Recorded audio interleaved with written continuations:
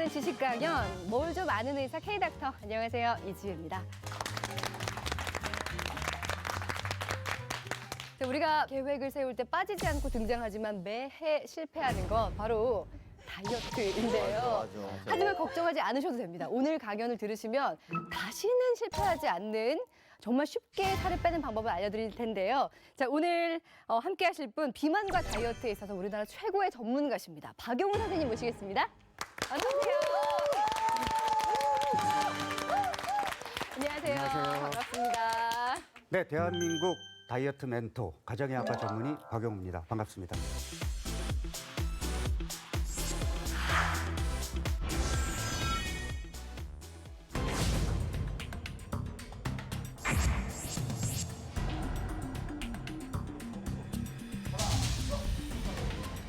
열둘 바로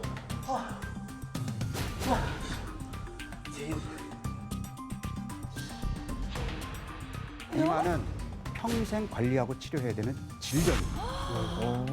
배가 나오기 시작하는 것부터 치매로 이어집니다.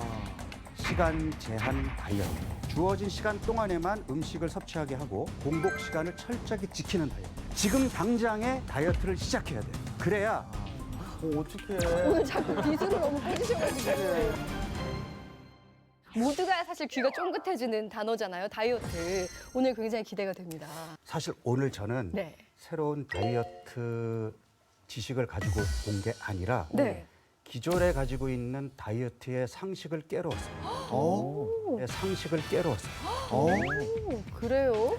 자, 제대로 된 상식, 제대로 된 지식을 가지고 있어야 건강한 다이어트가 가능합니다. 제가 다이어트에 관한 한 잡학다식 하거든요. 모든 종류의 다이어트를 다 해봤는데 어떤 상식을 깨주실지 기대가 됩니다. 자, 오늘 주제, 비만은 질병이다. 박수로 청해 듣겠습니다.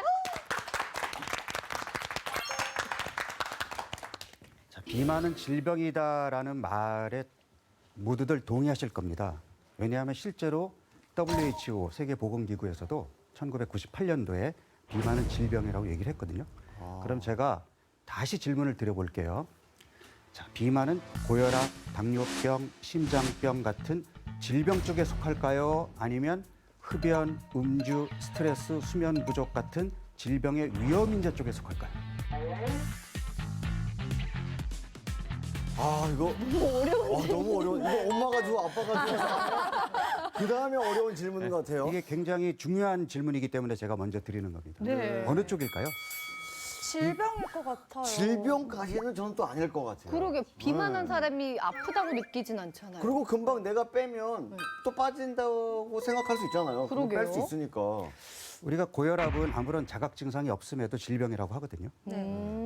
그런데 왜 고혈압은 질병이고 흡연은 질병의 위험 인자일까요? 그 차이는 뭘까요? 약을 계속 먹어야 되잖아요. 뭐 그럴 수도 있겠죠. 그렇지만 가장 중요한 거는 본인의 의지와 노력으로 해결 가능한 문제냐 아니냐는 거예요. 자, 그러면 비만은 고혈압처럼 평생 치료해야 되는 질병이냐, 흡연처럼 내가 노력해서 적게 먹고 운동하면 예전 몸으로 갈 수 있느냐, 어느 쪽일까요? 두 번째 후자요. 것 같아요. 네. 다들 그렇게 생각하고 싶겠죠. 전 전자요. 전 전자요. 전 전자요. 아닙니다. 비만은 고혈압, 당뇨병과 마찬가지로 평생 관리하고 치료해야 되는 질병입니다. 질병입니다. 마음을 꽉 잡으십시오. 여러분들은 이제 예전 20대 초반의 몸으로 못 갑니다.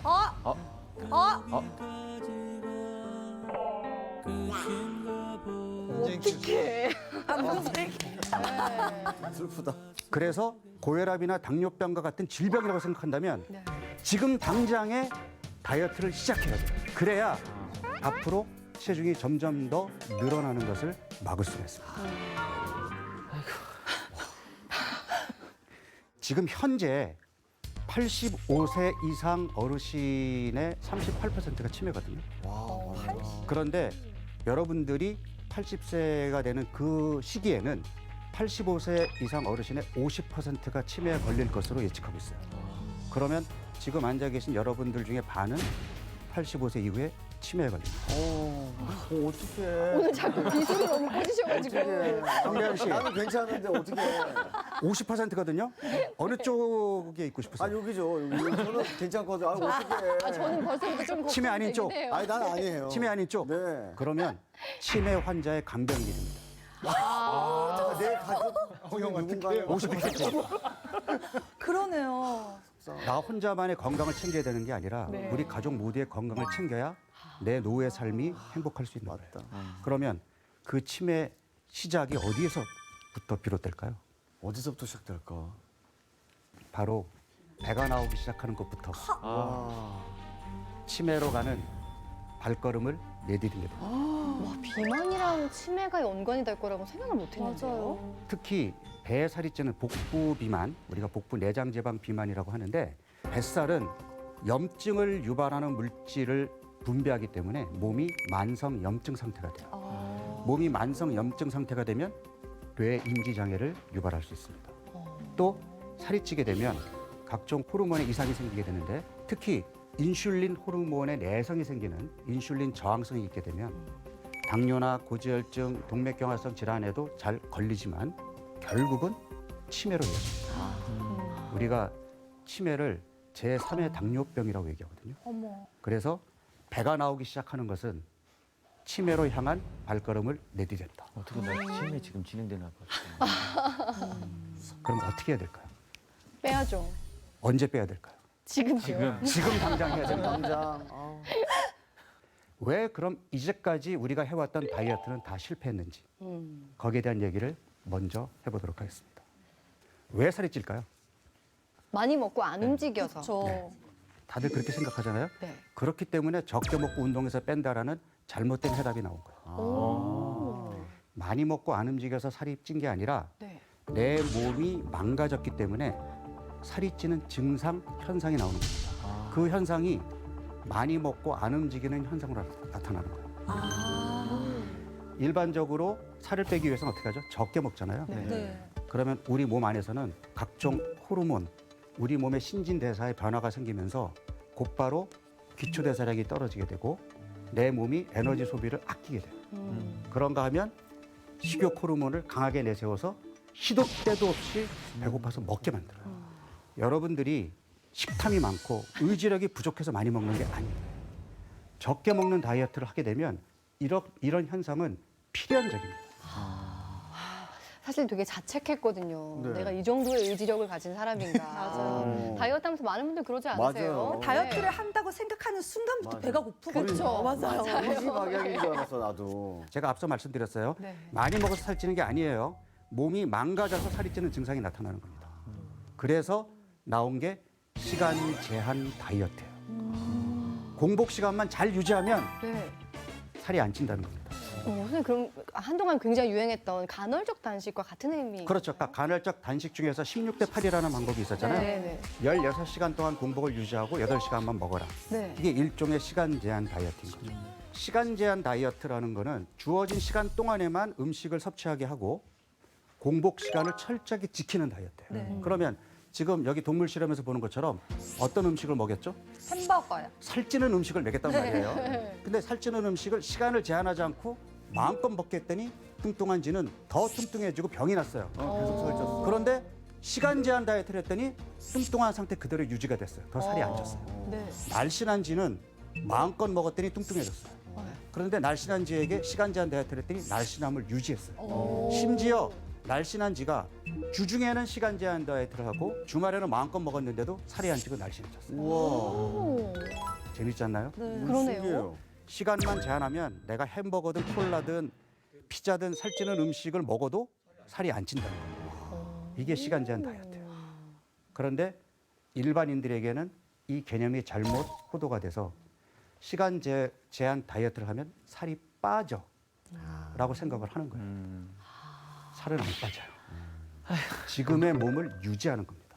그게 어디예요?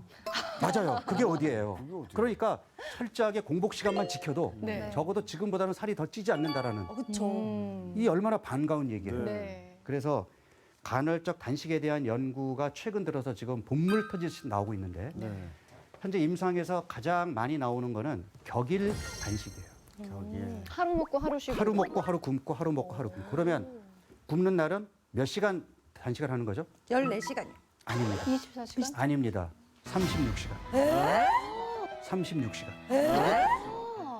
그쵸, 12시간 먹고 쉬고 하루- 나서 또 하루 오, 못 그러네요. 먹는 거니까. 쉽지 않겠죠? 네. 네.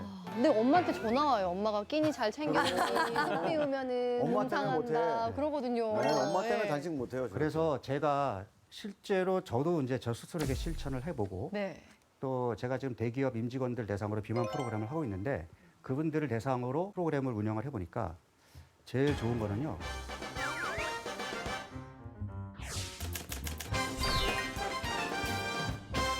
저는 어떤 방법을 쓰냐면요.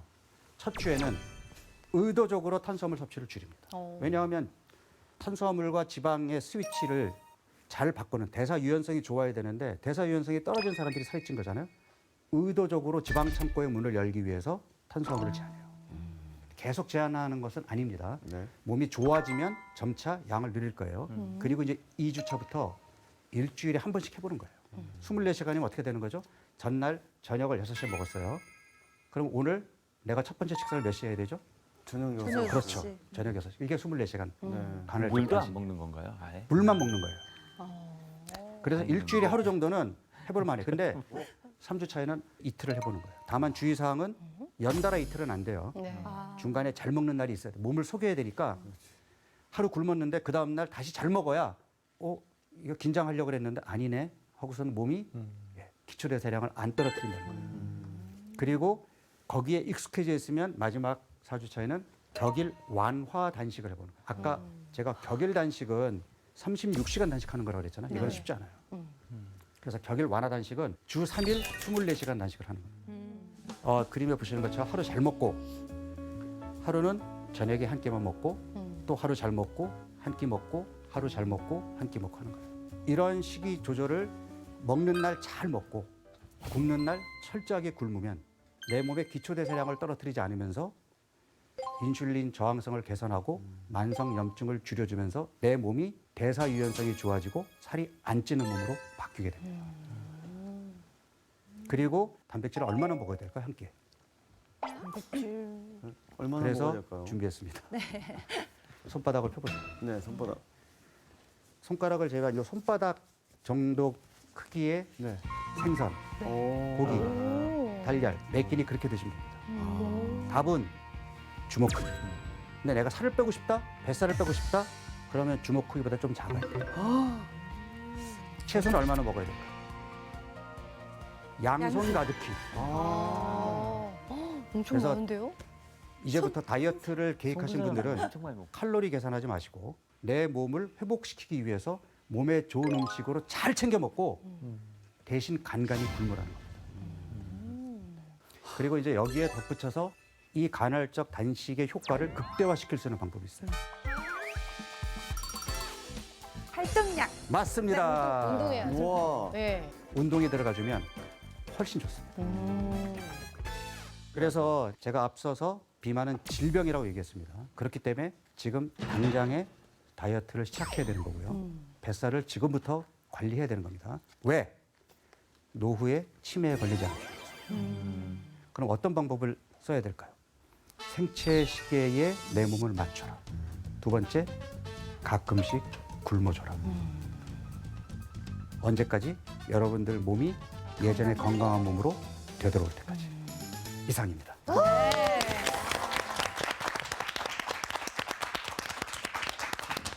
처음에 선생님이 강연을 시작하시기 전에 그런 얘기 하셨잖아요. 네. 다이어트에 대한 상식을 깨주겠다라고 말씀하셨는데 정말 여러 개가 깨진 것 같아요. 근데 전 그 와중에 조금 의문이 들었던 게 네. 어르신들이 쉽게 하는 말씀 중에 하나가 속 이렇게 비우면 상한다 이런 얘기 많이 하시잖아요. 네네네. 근데 위가 안 좋거나 이런 분들도 무작정 이렇게 하루 이상 굶는 게 괜찮을까요? 지금 얘기한 것처럼 음식이 안 들어오면 속이 쓰린데요. 네. 저는 역류성 식도 질환이 있는데요. 괜찮습니다. 오. 만약에 증상이 너무 심해진다면 네. 그러면 뭐라도 드시는 게 좋지만 내 몸이 익숙하지 않기 때문에 나타나는 현상이거든요. 절대로 안 좋아요. 한번 시도해 보십시오. 그래요.